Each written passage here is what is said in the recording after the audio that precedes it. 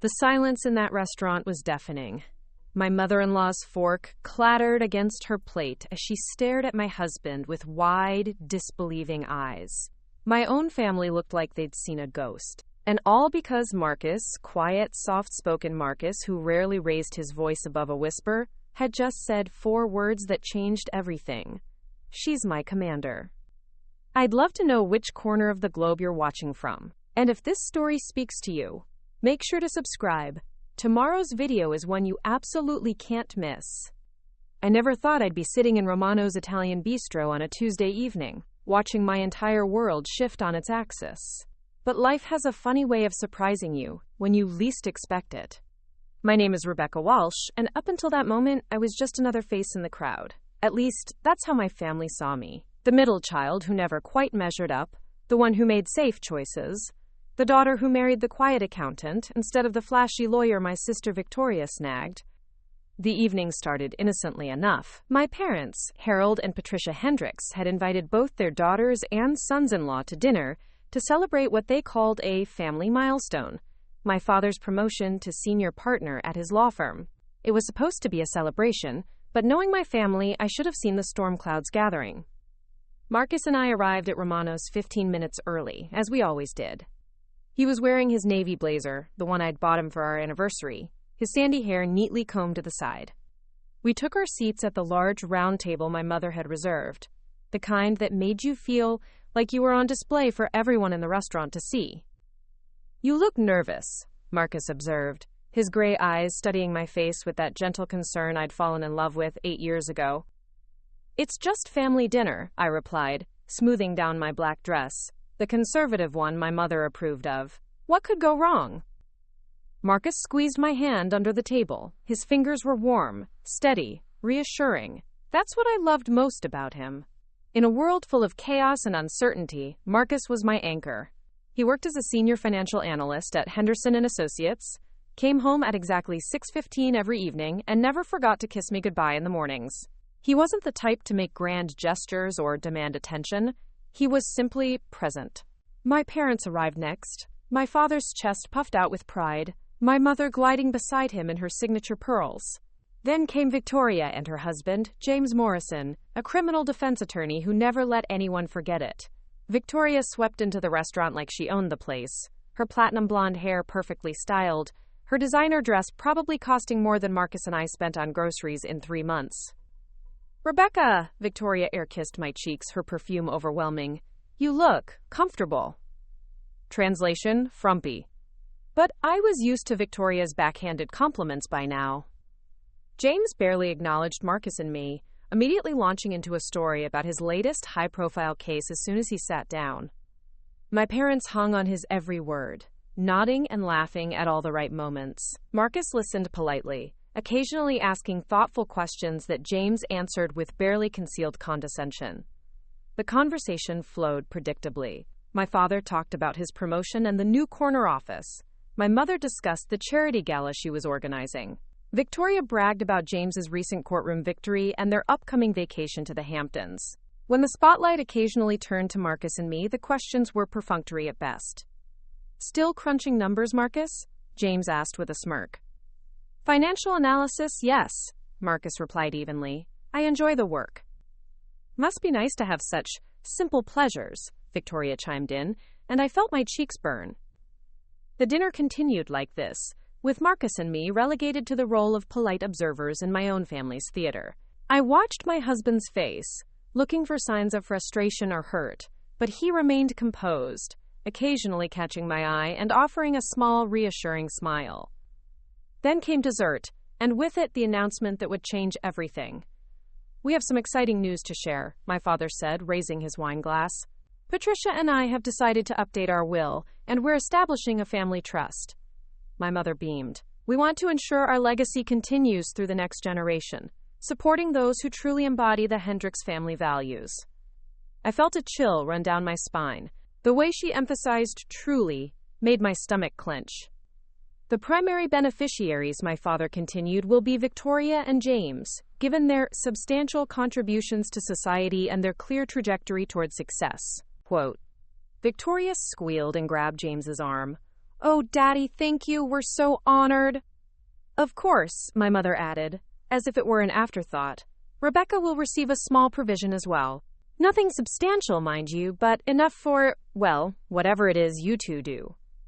The words hit me like a physical blow. Around the table, other diners continued their conversations, oblivious to the fact that my world was crumbling in the corner booth of an Italian restaurant. "I'm sorry," I said, my voice barely above a whisper. "Could you repeat that?" My father cleared his throat uncomfortably. "Well, sweetheart, it's just that Victoria and James have established themselves more prominent positions. James's law practice, Victoria's social connections, they're the ones who will carry on the family name with distinction. What about my career?" I asked, my voice growing stronger. "I'm a senior project manager at Blackstone Engineering. I oversee multi-million-dollar construction projects." My mother waved her hand dismissively. "That's nice, dear, but it's not quite the same thing, is it? I mean, you're not exactly in the public eye." "And Marcus," my father added, not even looking at my husband, "well, he's a lovely man, but accounting, it's so ordinary." The table fell silent, except for the clinking of silverware and the distant murmur of other conversations. I felt heat rising in my cheeks, a combination of humiliation and rage building in my chest. But before I could respond, something unexpected happened. Marcus set down his coffee cup with deliberate precision. The small clink of porcelain against the saucer seemed to echo in the sudden quiet around our table. When he looked up, there was something different in his eyes, something I'd never seen before. "I think there's been a misunderstanding," he said, his voice calm but carrying an edge of steel I didn't recognize. My father frowned. "I'm sorry?" Marcus straightened in his chair, and suddenly he seemed taller, more imposing.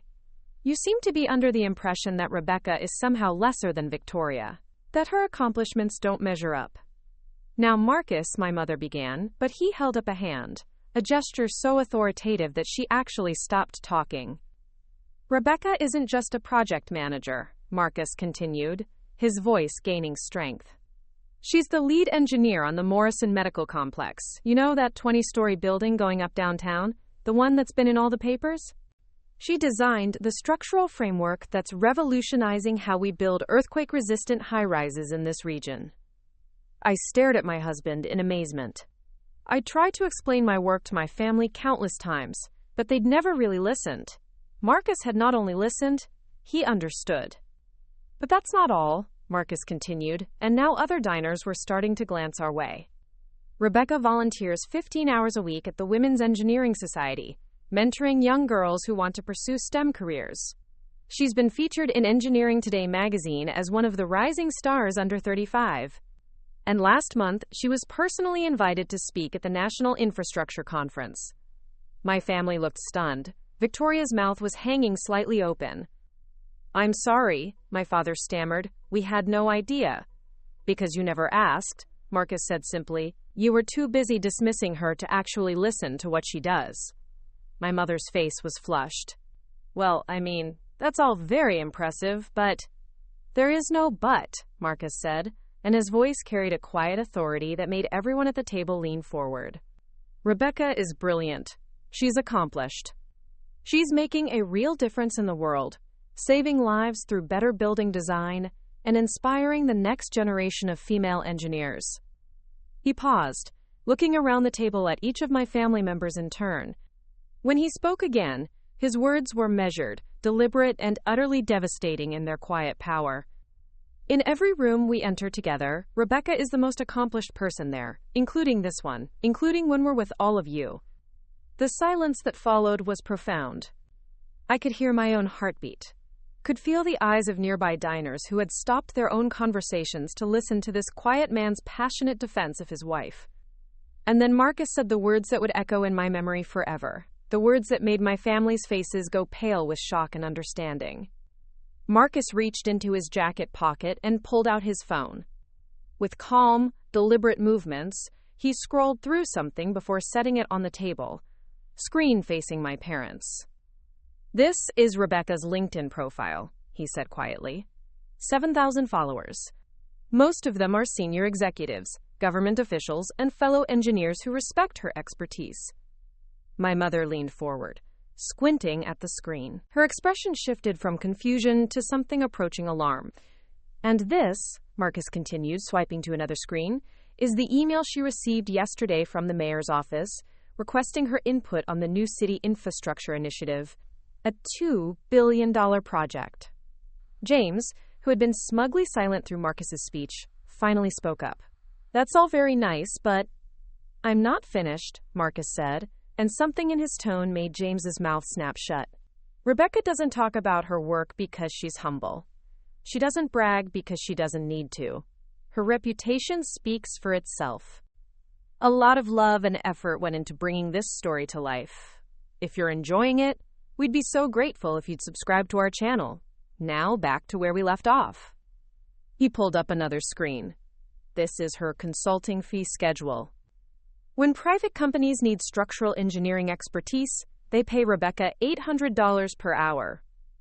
Victoria choked on her wine. "800 per hour," Marcus repeated. "Because when you're designing buildings that thousands of people will work in every day, you don't want the second best engineer. You want Rebecca." My father was staring at the phone screen like it contained secrets of the universe. We had no idea the numbers were so substantial," Marcus supplied. "Yes, they are. Rebecca makes more in a month than most people see in a year. But she's never once made any of you feel small about it, has she?" The question hung in the air like smoke. Because it was true. I'd never thrown my success in their faces, never made them feel inadequate, never demanded recognition.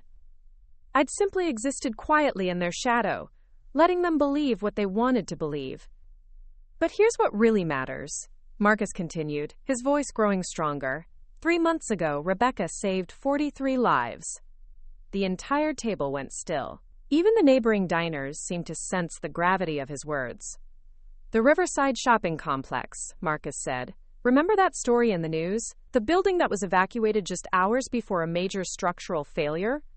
My mother's hand flew to her throat. "That was Rebecca," Marcus confirmed.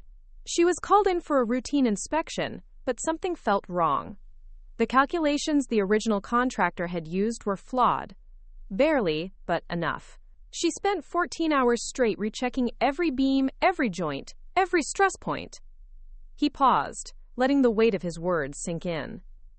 "At 2 a.m, she called the fire chief personally. They demanded they evacuate the building immediately. The contractor fought her, said she was being paranoid, and threatened to sue for the lost revenue. But Rebecca stood her ground. I remembered that night. The exhaustion, the self-doubt, the way everyone questioned my judgment. Everyone, except Marcus, who had brought me coffee and sandwiches and never once suggested I might be wrong. The building collapsed at 6:15 the next morning," Marcus continued. "Right in the middle of what would have been the morning rush. 43 people would have died if Rebecca hadn't trusted her instincts and fought for what was right." Victoria was staring at me like she'd never seen me before. "You never said—" "Because that's who she is," Marcus said simply. "She doesn't need credit. She doesn't need applause. She just needs to know she did the right thing." My father cleared his throat uncomfortably. "Marcus, we appreciate—" "No," Marcus interrupted, and this time his voice carried an edge that made everyone at the table sit back. "You don't appreciate anything. You've spent years treating Rebecca like she's some sort of failure, like she's lucky to be included in this family." He gestured around the table. "You give Victoria credit for marrying a lawyer, but you diminish Rebecca for marrying an accountant. You celebrate James's courtroom victories, but you ignore Rebecca's engineering achievements. You act like success is measured by how much attention you get, how loud you can be, how many people know your name." The restaurant around us had grown quieter, other diners pretending not to listen while hanging on every word. "Well, let me tell you something about the woman you've been overlooking," Marcus said, and now his voice carried a quiet pride that made my chest tight with emotion. "Rebecca doesn't need her name in the papers because her name is on buildings, permanent structures that will outlast all of us. Her signature is literally carved in steel and concrete across this city." He pulled up another screen on his phone. "This is her current project list. 12 major buildings under construction, each one designed with her innovative safety protocols. In 10 years, When people look at the skyline of this city, they'll be looking at Rebecca's legacy. James leaned forward, his lawyer instincts finally kicking in. That's impressive, certainly, but what? Marcus's question was razor sharp. But it doesn't count because she's not on television? But it doesn't matter because she's not giving speeches at country clubs? But it's meaningless because she chose substance over spectacle? The silence stretched between us, heavy with years of unspoken resentment and misunderstood priorities. You want to know what Rebecca really is? Marcus asked, and something in his tone made my spine straighten. This was it. The moment I could feel building since he'd first spoken up. You want to know why I'm so proud to be her husband? Why I consider myself the luckiest man alive? My parents nodded mutely, Victoria clutching James's arm like she was afraid of what was coming next. Marcus stood up slowly, his chair scraping against the floor. The movement drew even more attention from nearby tables, but he didn't seem to care. When he looked down at my family, his expression was calm, resolved, and utterly unshakable. Rebecca isn't just my wife, he said, his voice carrying clearly through the restaurant's dining room. She isn't just an engineer. She isn't just accomplished. He paused, his eyes meeting mine across the table. In them, I saw 8 years of quiet admiration, patient support, and unwavering love. I saw a man who had watched me doubt myself, while he never doubted me for a single second. Rebecca is a force of nature, he said. She's a woman who moves mountains, literally and figuratively. She solves problems that other people can't even understand. She builds the future with her own 2 hands. His voice grew stronger, more confident, filled with a conviction that seemed to radiate outward from our table. When we're at engineering conferences, department heads seek her out for advice. When we're at city planning meetings, the mayor asks for her opinion first. When we walk into any professional gathering, Rebecca is the person everyone wants to talk to. He looked directly at my father. You may sign the big contracts at your law firm, Harold, but Rebecca designs the buildings where those contracts are negotiated. Then to my mother, you may organize charity galas, Patricia, but Rebecca creates the spaces where they're held. And finally to Victoria and James. You may win cases and make social connections, but Rebecca builds the courthouses and the offices where it all happens. The entire restaurant had gone quiet now. Even the servers had stopped moving, sensing the importance of this moment. Marcus placed his hand on my shoulder, and I could feel the warmth and strength of it through my dress. You've been treating her like she's lucky to be included in this family, he said, his voice now carrying an authority I'd never heard before. But the truth is, this family should be honored to have her. He paused, looking around the table one final time at their stunned faces. Because Rebecca Walsh isn't just successful, she isn't just accomplished, she isn't just brilliant. Quote, the words that came next would change everything between us forever. Marcus's hand tightened on my shoulder, and when he spoke again, his voice carried a reverence that made the words sound like a prayer. She's my commander. The silence that followed was absolute. I watched the color drain from my mother's face, saw my father's wine glass freeze halfway to his lips, and witnessed Victoria's eyes widen in complete shock. Even James, for once in his life, appeared speechless. You're what? My mother whispered, as if she couldn't have possibly heard correctly. Marcus didn't repeat himself. Instead, he reached into his wallet and pulled out a small leather card case. With careful precision, he extracted a card and placed it face up on the table. It was a military ID, but not just any military ID. Lieutenant Colonel Rebecca Walsh, he said quietly, United States Army Corps of Engineers, retired. The card seemed to glow under the restaurant's dim lighting. I watched my family stare at it like it was written in a foreign language, their brains struggling to process what they were seeing. That's impossible, Victoria breathed. Rebecca was never in the military. She went straight to college then. She went to West Point, Marcus interrupted. Full scholarship, graduated 3rd in her class. My father picked up the ID with trembling fingers. This says she served for 12 years. Active duty, Marcus confirmed, including 3 deployments to Afghanistan and 1 to Iraq. She built bridges under enemy fire, designed forward operating bases that saved countless lives, and trained local engineers to rebuild their own infrastructure.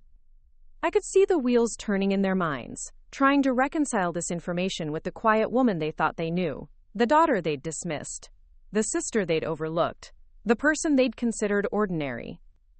The Bronze Star, Marcus continued, pulling another item from his wallet, a small photograph. She earned it for completing a critical bridge repair while under direct mortar attack. Stayed at her post for 18 hours straight because she knew that bridge was the only way to evacuate wounded soldiers.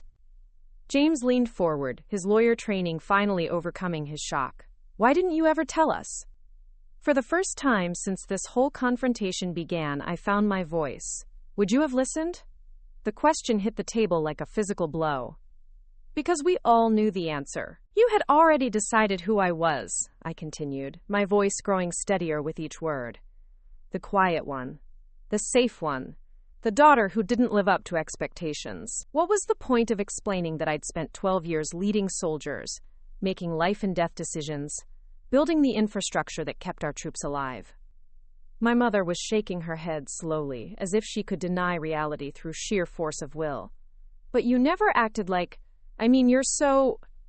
humble? Marcus supplied. Professional, composed under pressure? Those aren't character flaws, Patricia. They're leadership qualities. He gestured to me with obvious pride. Do you want to know what Rebecca's soldiers called her? The Iron Engineer. Because no matter how bad things got, no matter how impossible the mission seemed, she never broke. She never gave up. She just quietly figured out how to make the impossible happen. But your job now, my father stammered, you're just a project manager. She's the chief engineering consultant for the largest construction firm on the West Coast, Marcus corrected. She doesn't just manage projects, she chooses them. Every major building going up in this city has to pass through Rebecca's approval. If she says no to a design, it doesn't get built. Period. The photograph Marcus had placed on the table showed me in desert camouflage, standing in front of a bridge I'd designed. I looked younger, dustier, but there was something in my eyes that my family had never seen before. Absolute confidence. Command presence. This bridge, Marcus said, tapping the photo, carried over 10,000 vehicles safely across a river that everyone said was unbridgeable. Generals told Rebecca it couldn't be done. Engineers with decades more experience said she was wasting her time. But she looked at that river, ran the calculations, and built something that's still standing today. Victoria was staring at the photograph like it showed a stranger. I don't understand. Why keep it secret? Why not tell us? Because every time I tried to talk about my work, any of my work, you changed the subject, I said simply. You weren't interested in what I actually did. You were interested in what you thought I should be doing.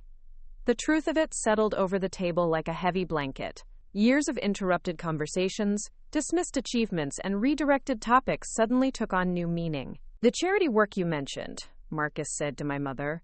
Rebecca does more of that than all of you combined. She just doesn't announce it at dinner parties. He pulled up another screen on his phone. Engineers Without Borders. She spent her last 4 vacations in developing countries, designing water treatment facilities and teaching local engineers sustainable building techniques. No publicity, no recognition, no tax write-offs, just because it needed to be done. My mother's face had gone completely pale. The Philippines project. You said you were going on vacation. I was building a school in a village that had been destroyed by a typhoon, I confirmed. 60 children had been without proper classrooms for 2 years. And Costa Rica? Emergency bridge repair after the earthquake cut the travel time between 2 villages from 6 hours to 30 minutes. With each revelation, I watched my family's understanding of me crumble and rebuild. The quiet daughter they'd overlooked was actually someone they'd never bothered to see. But why? My father asked, and for the first time that evening, he sounded genuinely confused rather than dismissive. Why not tell us? We're your family. The question hung in the air between us, loaded with years of hurt and misunderstanding. Because you never asked, I said finally. Not really. You asked how work was going. But when I started to explain about load-bearing calculations or seismic retrofitting, your eyes would glaze over. You'd change the subject to something you thought was more interesting. I looked around the table at their faces, shocked, embarrassed, and finally beginning to understand. You wanted me to be like Victoria, I continued. Loud, Flashy. Obvious. You wanted achievements you could brag about at cocktail parties. Success you could understand and explain to your friends. My work was too complicated, too technical, too quiet. But military service? James said, his voice weak. That's not quiet, that's heroic? Marcus finished. Yes, it is. But Rebecca doesn't see it that way. She sees it as service, as duty, as something she did because it needed to be done, not because she wanted recognition for it. He looked at each of them in turn. That's what you've never understood about your daughter. She doesn't do things for applause. She doesn't make decisions based on what will impress people. She acts based on what's right, what's needed, what will help the most people. Quote. The waiter approached our table tentatively, clearly sensing the tension but needing to do his job. Can I get anyone anything else? Just the check, Marcus said without taking his eyes off my family. As the waiter retreated, Marcus reached into his jacket one more time. He pulled out a manila envelope and placed it on the table. This came yesterday, he said. Rebecca hasn't opened it yet because she was nervous about tonight's dinner. She didn't want anything to overshadow your celebration, Harold. My father stared at the envelope like it might explode. What is it? Open it, Marcus said simply. With shaking hands, my father broke the seal and pulled out an official-looking document. As he read, his face went through a series of expressions: confusion, amazement, and finally, something approaching awe. This is, he started, then stopped, reading again. What is it? Victoria demanded. My father looked up at me, and for the first time in my adult life, I saw genuine respect in his eyes. It's a presidential appointment, he said quietly. Rebecca's being nominated to head the National Infrastructure Advisory Committee. The silence that followed was different from all the others that evening. This wasn't shock or confusion or embarrassment. This was the sound of a family finally beginning to understand who they'd been sitting next to all these years. The presidential seal at the top of the document seemed to catch the light, making it impossible to ignore. My mother reached across the table with trembling fingers, taking the letter from my father's hands. The President of the United States, she read aloud, her voice barely above a whisper, requests the service of Lieutenant Colonel Rebecca Walsh, United States Army Corps of Engineers, retired, to serve as chairwoman of the National Infrastructure Advisory Committee. Victoria's champagne glass sat forgotten, condensation pooling around its base. That's a federal appointment. Senate confirmed, Marcus added quietly. Rebecca will need to testify before Congress about her qualifications and vision for America's infrastructure future. James, who had been silent for several minutes, finally found his voice. This is a joke, right? Some kind of elaborate prank? Marcus pulled out his own phone and opened a news app. He scrolled for a moment before finding what he was looking for. This morning's Washington Post, he said, turning the screen toward James. Quote, sources close to the administration confirm that the president's top choice for the Infrastructure Committee is a decorated Army veteran with extensive experience in both military and civilian engineering projects. He scrolled down further. And here. The nominee is described as someone who brings both technical expertise and real-world leadership experience to the role, having served multiple combat deployments while maintaining an impeccable record in the private sector. My father was rereading the appointment letter, his lips moving silently as he processed each word. It says here the committee oversees a budget of, Rebecca, this number can't be right. $87 billion, I said softly. Annual infrastructure spending across all federal agencies. The number seemed to echo in the space around our table. $87 billion. More money than my family could conceptualize. More responsibility than they'd ever imagined me capable of handling. But why you? Victoria asked, and there was something different in her voice now. Not dismissive, not condescending, but genuinely curious. I mean, out of all the engineers in the country. Marcus smiled, and there was pride in his expression that made my chest tight. Tell them about the Mackinac Bridge project. I felt heat rise in my cheeks. Marcus, that's not... Tell them, he insisted gently. I took a breath, looking around the table at faces that suddenly seemed eager to listen. 2 years ago, the Mackinac Bridge started showing stress fractures. It's one of the longest suspension bridges in the world. And if it failed, I paused, remembering the weight of that responsibility. It would have cut off the entire Upper Peninsula of Michigan. No way to get supplies, medical care, emergency services. The state engineers wanted to close it completely, Marcus continued when I hesitated. Shut it down for 2 years, maybe 3, while they figured out a solution. That would have been economically devastating, I added. Tens of thousands of people would have lost their jobs, entire communities would have been cut off from the mainland. My mother leaned forward, actually engaged for the first time all evening. What did you do? I designed a repair system that had never been attempted before, I said. Instead of closing the bridge, we developed a way to reinforce it section by section while keeping traffic flowing. It required precise engineering, perfect timing, and coordination between dozens of different agencies. The project finished 6 months ahead of schedule, Marcus said, and it came in 30% under budget. James shook his head slowly. I still don't understand how we never knew about any of this. Because you never asked the right questions, I replied. When you asked about my work, you wanted simple answers. How was your day? Fine. Anything interesting happening? Not really. You didn't want to hear about stress calculations and federal regulations and environmental impact studies. The waiter returned with our check, placing it discreetly near Marcus's elbow, but no one moved to look at it. The conversation had taken on a weight that made mundane things like paying for dinner seem trivial. There's something else, Marcus said, and I knew from his tone that he was about to reveal something even I didn't expect him to share. Show them the letter from the Secretary of Defense. I stared at him. Marcus, that's classified. The existence of the letter isn't classified, he said gently. Just the details. Reluctantly, I reached into my purse and pulled out a second envelope, this one bearing the Pentagon's seal.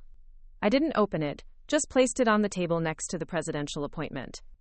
3 days ago, Marcus explained, the Secretary of Defense personally requested Rebecca's input on a matter of national security.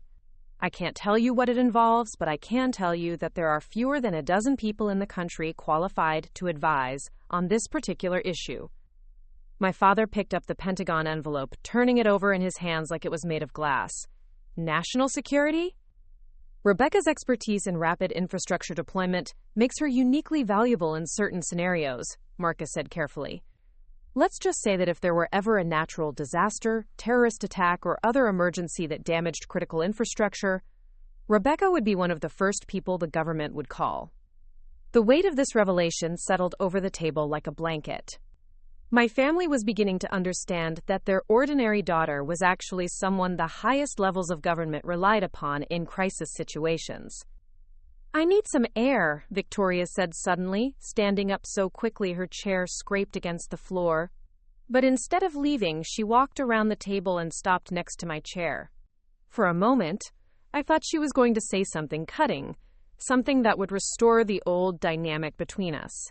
Instead, she did something completely unexpected. She hugged me. It wasn't one of her usual air kisses or perfunctory embraces. This was a real hug, tight and desperate, like she was trying to hold on to something that was slipping away. I'm sorry, she whispered in my ear, so quietly that only I could hear it. I'm so sorry, Rebecca. We've been horrible to you. When she pulled back, there were tears in her eyes.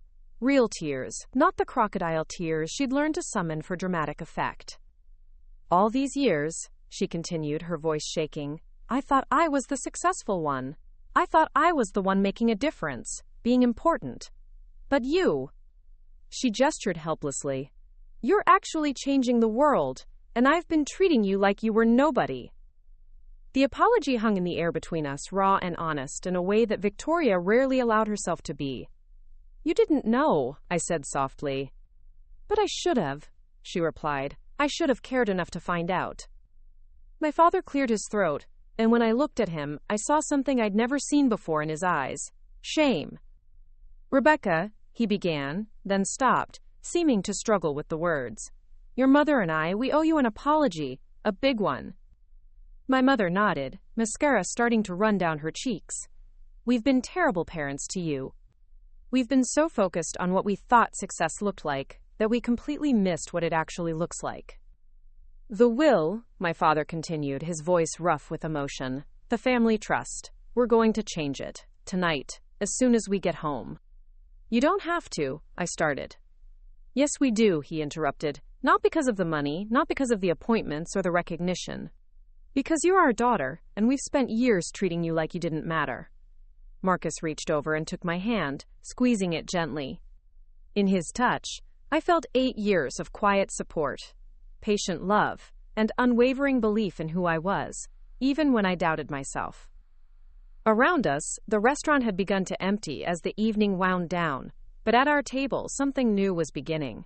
Something that felt fragile and precious and worth protecting. 3 weeks later, I stood in the Hart Senate office building, adjusting my navy blue suit jacket one final time before entering the confirmation hearing room. The hallway buzzed with activity, reporters, staffers, and curious onlookers, all waiting to see who this mysterious engineer was that the president had nominated for such a crucial position. Marcus squeezed my hand. Ready, Commander? I smiled at the nickname he'd started using since that night at Romano's. As ready as I'll ever be. What I wasn't prepared for was seeing my entire family seated in the gallery when I walked into the hearing room. My parents sat in the front row, my father wearing his best suit and my mother clutching a small American flag pin. Victoria and James were beside them, and for the first time in years, Victoria wasn't checking her phone or looking bored. They had all taken time off work to be here. For me. The hearing itself was intense. Senator Richardson from Montana grilled me about my military experience. Senator Chen from California questioned my approach to environmental considerations in infrastructure planning. Senator Williams from Texas challenged my positions on federal versus state jurisdiction. But I was ready for all of it. Years of briefing military commanders, presenting to corporate boards, and defending engineering decisions under pressure had prepared me for this moment. Colonel Walsh, Senator Richardson said, leaning forward in his chair, you've designed bridges in Afghanistan under enemy fire. How does that experience translate to civilian infrastructure challenges? Senator, in both environments the core principle remains the same. Failure is not an option, I replied. When you're building a bridge that soldiers depend on for evacuation routes, you don't get a second chance if your calculations are wrong. That same precision, that same commitment to getting it right the first time, applies to every bridge, every building, every piece of infrastructure that American families depend on. I could see my father nodding approvingly from the gallery. The difference is that in civilian engineering, we have the luxury of time for thorough testing and review. In combat zones, you have to make critical decisions quickly, with limited resources, under extreme pressure. That experience taught me to see solutions where others see only problems. Senator Chen picked up the questioning. Some critics have suggested that your military background might make you too focused on security concerns at the expense of environmental protections. How do you respond to that? Quote, Senator, with respect, my record speaks for itself, I said. The Riverside shopping complex evacuation I was involved in prevented not just loss of life, but also prevented toxic materials from contaminating the groundwater supply for 3 surrounding neighborhoods. The Mackinac Bridge repair used innovative materials that actually reduced the structure's carbon footprint while extending its lifespan. I paused, gathering my thoughts. Military engineers are taught to consider every possible consequence of our actions. Environmental impact isn't separate from infrastructure planning, it's integral to it. A bridge that pollutes the river it crosses is a poorly designed bridge, regardless of how much weight it can carry. The questions continued for 2 hours. They asked about budget management, federal oversight, coordination with state and local authorities, emergency response protocols, and long-term planning strategies. Each answer came naturally, drawing from years of experience I'd never fully articulated before that night at Romano's. Finally, Senator Williams asked the question I'd been expecting. Colonel Walsh, you've maintained a remarkably low public profile throughout your career. Some might question whether you have the communication skills necessary to work with Congress, the media, and the American public on these critical issues. How do you respond to that concern? I thought about my family sitting behind me, about Marcus's defense of me that had changed everything, about all the years I'd stayed quiet while others took credit for work I'd done. Senator, I believe leadership isn't about how loudly you speak. It's about the strength of your convictions and the quality of your work. For the past 15 years, I've let my engineering speak for itself. Buildings that stand, bridges that carry traffic safely, infrastructure that protects lives and serves communities. I looked directly at the senator as I continued. But if confirmed for this position, I understand that silent leadership isn't enough. The American people deserve to understand how their infrastructure dollars are being spent, why certain projects are prioritized, and how we're preparing for the challenges of the next century. I'm committed to that transparency. I've spent my career building things that last, I added. Now I'm ready to build relationships that last. With Congress, with state and local leaders, with the communities we serve. Because infrastructure isn't just about concrete and steel. It's about connecting people, protecting families, and building the foundation for America's future. The hearing room was completely silent when I finished. Even the reporters had stopped scribbling notes. Senator Richardson consulted with his colleagues briefly before speaking again. Colonel Walsh, this committee will make its recommendation to the full Senate within the week. Thank you for your service to our country, both in uniform and as a civilian. As I left the witness table, I could hear my mother crying in the gallery. Not the delicate tears she shed at charity galas, but real, deep sobs of pride and regret and love all mixed together. Outside the hearing room, the hallway erupted into a controlled chaos of reporters and cameras, but my family reached me first. That was incredible, Victoria said, pulling me into another of those real hugs she'd discovered at Romano's. Rebecca, you were amazing there. We recorded the whole thing, my mother said, wiping her eyes. I want to watch it again tonight. I want to understand everything you said about load calculations and environmental impact and all of it. My father, who had always been a man of few words when it came to emotions, simply stood there looking at me like he was seeing me for the first time. I'm proud of you, he said finally. I should have said that years ago, but I'm saying it now. I'm proud to be your father. James, who had been uncharacteristically quiet, stepped forward. Rebecca, I owe you an apology, a professional one, actually. I looked at him curiously. Last week, I mentioned to my senior partner that my sister-in-law was being confirmed for a federal appointment, he continued. He asked who, and when I said Rebecca Walsh, he nearly choked on his coffee. Turns out you're something of a legend in legal circles. The Riverside case alone has been cited in 6 different environmental law textbooks. He paused, looking genuinely embarrassed. I've been practicing law for 12 years, and I had no idea I was related to someone lawyers actually study in law school. Marcus appeared at my elbow, having navigated through the crowd of reporters. How did it feel? He asked quietly. Like coming home, I said, and realized as I said it that it was true. For the first time in years, I felt like myself. Not the quiet daughter, not the overlooked sister, not the humble engineer who didn't want to make waves. Just Rebecca Walsh, doing what she was meant to do. A reporter pushed through the crowd, microphone extended.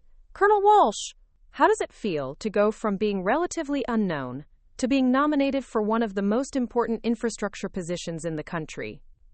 I looked at the camera, then at my family standing behind the reporter, then at Marcus beside me with his proud smile. I haven't gone from being unknown to being known, I said clearly. I've simply stopped hiding who I've always been. The reporter looked confused, but Marcus squeezed my hand, and I knew he understood exactly what I meant. 6 months later, I was sworn in as chairwoman of the National Infrastructure Advisory Committee in a ceremony attended by the president, half the cabinet, and my entire family. My parents had learned to ask better questions about my work. Victoria had started volunteering with Engineers Without Borders, and Marcus still introduced me to new people the same way he always had, with quiet pride and unwavering support. But now, when people asked what I did for a living, I didn't minimize it or change the subject. I told them the truth. I build the future, one bridge at a time. And when Marcus calls me his commander, I don't just accept it, I embrace it, because that's exactly who I am. 1 year after that life-changing dinner at Romano's, I found myself standing on the observation deck of the Golden Gate Bridge at sunset, watching construction crews work on the seismic retrofitting project I'd personally overseen. The irony wasn't lost on me. A year ago, my family didn't even know what seismic retrofitting meant. Now my mother could explain it to her bridge club. My phone buzzed with a text from Victoria. Saw you on CNN this morning. Mom recorded it. Again. She's becoming your biggest fan. I smiled, remembering how my mother had indeed transformed into my most enthusiastic supporter. She'd started attending city council meetings, asking pointed questions about infrastructure spending. She'd even joined the local chapter of the American Society of Civil Engineers as a community member, something that still made me laugh. The real transformation, though, had been in how our family communicated. Sunday dinners were no longer performances where Victoria and James dominated the conversation. They'd become genuine exchanges where everyone listened, where my technical explanations were met with curiosity instead of glazed eyes, where my parents asked follow-up questions that showed they were actually engaged. Last month, when I'd been featured on the cover of Engineering News Record as Federal Engineer of the Year, my father had bought 20 copies and distributed them to everyone at his law firm. The man who once couldn't explain what I did for a living now kept a framed copy of the magazine in his office. Marcus appeared beside me on the observation deck, carrying 2 cups of coffee. Thought you might need caffeine? Long day? Congressional budget hearing, I said, accepting the cup gratefully. Senator Richardson wants to increase infrastructure spending by 40%. Senator Williams thinks we're already spending too much. Senator Chen wants everything to be carbon neutral by next Tuesday. Sounds like a typical Tuesday for you, Marcus said with a grin. The funny thing is, I love it, I admitted. The arguing, the politics, the impossible demands. It's like being back in Afghanistan trying to build a bridge while 3 different commanders are telling you to do 3 different things. Except now you outrank them all, Marcus pointed out. It was true. The National Infrastructure Advisory Committee had grown significantly under my leadership. What started as a small advisory body had evolved into one of the most influential departments in the federal government. The president had just announced plans to create a new cabinet-level position, Secretary of Infrastructure, and the speculation about who might fill it was keeping Washington buzzing. My phone rang, interrupting my thoughts. The caller ID showed a number I didn't recognize, but the area code was familiar. Rebecca Walsh, I answered. Colonel Walsh, this is Captain Sarah Chen with the Army Corps of Engineers. I hope I'm not calling at a bad time. Not at all, Captain. What can I do for you? Ma'am, I'm currently deployed in Jordan, working on a water treatment facility design. We're facing some challenges that are, well, they're beyond my experience level. My commanding officer suggested I reach out to you directly. I felt that familiar surge of purpose, the same feeling I'd gotten every time a young soldier had come to me with an impossible problem that needed solving. Tell me about the challenges, I said, pulling out my notebook. For the next 20 minutes, I walked Captain Chen through a complex engineering problem involving groundwater contamination and limited resources. Marcus listened quietly, occasionally pointing out details in the bridge construction below us as I sketched solutions and calculated load distributions in my head. Colonel, Captain Chen said when we'd worked through the solution, I have to ask, is it true what they say about you? That you once designed a bridge while under direct fire? Which time? I asked, then caught myself.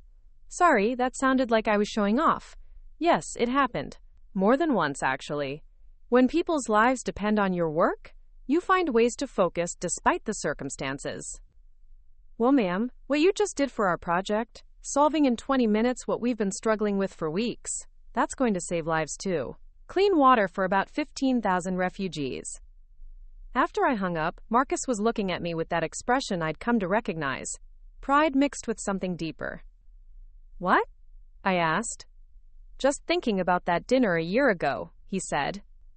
Your family thought they were being generous by offering you a small provision in their will. They had no idea they were talking to someone who regularly gets calls from the Pentagon, the White House, and apparently soldiers on the other side of the world. They didn't know because I never told them, I reminded him. And now? Now they know. Sometimes I think they know too much. My mother called yesterday to ask if I thought the potholes on Elm Street were a federal issue. Marcus laughed. She's learning. We stood in comfortable silence, watching the sun set behind the San Francisco skyline. The city stretched out below us, a testament to human engineering and ambition. From this height, I could see a dozen projects I'd been involved with. Bridges, buildings, transit systems that kept this massive city functioning. I got an interesting call this morning, I said eventually. More interesting than a deployment consultation? The Secretary of Defense wants to meet with me next week. Something about a new position they're creating, Director of Emergency Infrastructure Response. Basically, it would mean leading rapid deployment teams for disaster relief and national security situations. Marcus set down his coffee cup. That sounds like exactly the kind of thing you'd be amazing at. It would mean travel, lots of it, potentially dangerous assignments, long stretches away from home. Are you asking if I'd be okay with that? I turned to look at him. Are you? Marcus smiled, that same quiet, confident smile that had first attracted me to him 8 years ago. Rebecca, I married a woman who builds bridges under fire. I knew what I was getting into. Actually, you married a woman whose family thought she was a failure, I corrected. The bridge building under fire was a surprise. Not to me, he said simply. I always knew you were extraordinary. I just had to wait for the rest of the world to catch up. My phone buzzed again, this time with a text from James. Saw the article about you in the Post, learned a new word, preeminent. Pretty sure that's what you are. Another text, from my father. Very proud of my daughter. Bragged about you to 3 judges today. They were impressed. And finally, from my mother. Darling, I'm hosting a bridge club meeting next week. Would you consider giving a short presentation about infrastructure? The ladies are fascinated by your work. Bridge Club, I said to Marcus, showing him the text. She wants me to talk to the Bridge Club about bridges. The irony is perfect, he said. Your mother spent years not understanding what you do, and now she's organizing educational seminars about it. As we walked back toward the parking area, I reflected on how much had changed. The quiet engineer who once minimized her achievements had become someone comfortable testifying before Congress, briefing cabinet officials, and taking calls from soldiers in combat zones. But more importantly, the family that once overlooked me had become my strongest supporters. Do you ever miss it? Marcus asked as we reached the car. Being underestimated? Flying under the radar? I considered the question seriously. Sometimes. There was something peaceful about being invisible, about just doing the work without worrying about publicity or politics. But this feels right too. Using my voice, taking up space, showing other women engineers that we don't have to hide our expertise to make other people comfortable. I'd started speaking at engineering conferences, not just about technical topics, but about leadership, about finding your voice in male-dominated fields, about the importance of not diminishing yourself to fit other people's expectations. Plus, I added with a grin, it's pretty satisfying when senators ask for my autograph after budget hearings.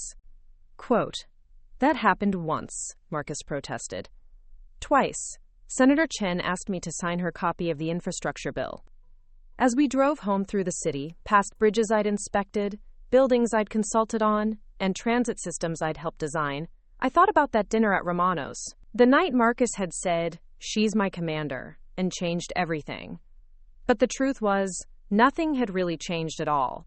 I was the same person who'd been building bridges under fire, solving impossible problems, and quietly changing the world for years. The only difference was that now I was willing to let people see it. And Marcus was right. I was their commander, not because of military rank, or federal appointments, or presidential nominations, but because leadership isn't about titles or recognition. It's about taking responsibility, making hard decisions, and building something lasting.